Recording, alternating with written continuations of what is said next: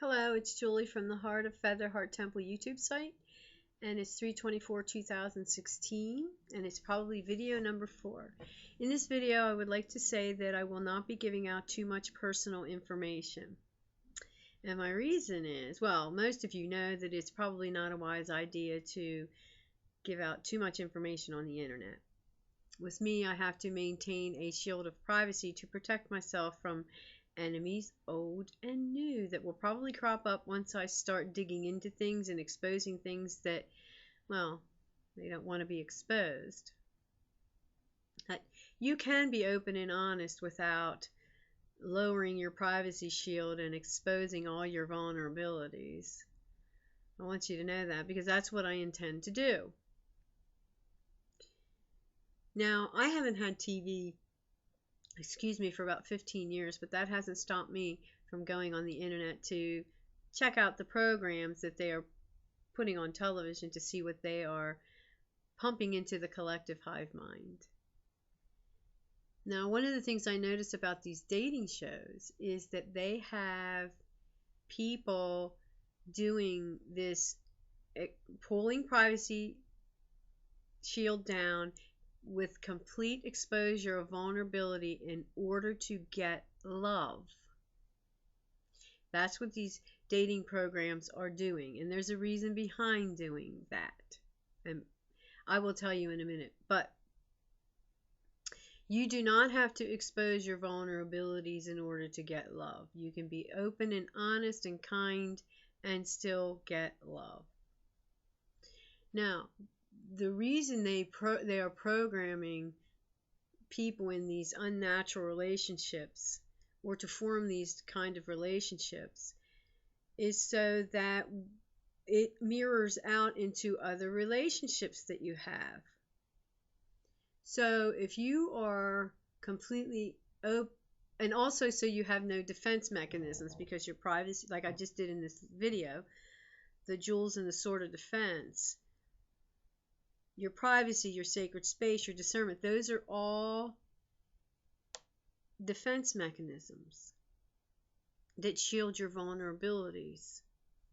Now, if they're teaching you in romantic relationships to keep your vulnerabilities exposed, that's not such a wise idea.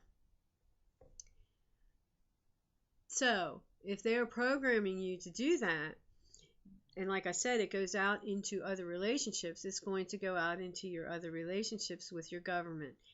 The relationship that you have with them will be the same way, because that's what you're programmed to do, like a robot. In order to get the reward from the government, you have to have pull all your defenses down. You see what I'm saying? So there's also something else going on that I noticed, that it's, get away from these TV shows, is that there is a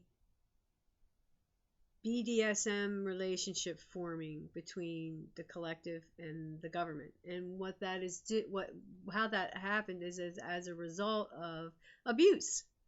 The government is doing exactly what psychopaths do on an individual level, where they emotionally drown their victim.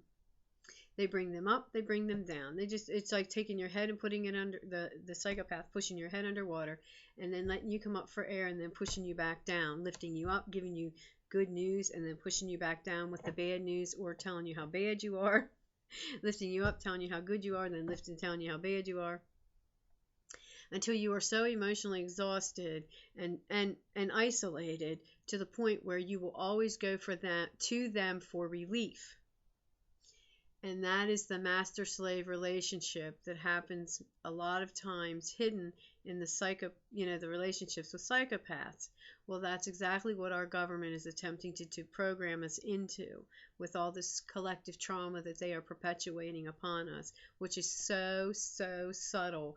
It is unbelievable, from my eyes anyway, seeing it occur, and almost feel helpless because I can do nothing about it. And that's another reason why I'm beginning to do these videos, because I figure if I can start talking about it and getting my thoughts out there, maybe someone else will be helped by them. So Anyway, I want to cut this short because I didn't intend for this to be this long.